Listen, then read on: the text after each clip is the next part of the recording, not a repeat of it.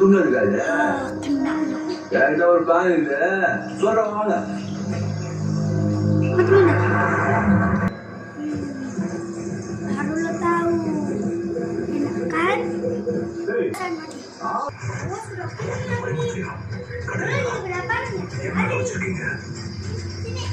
கட்டே பிடிக்க வந்த ஆம்பளை நினைச்ச உடனே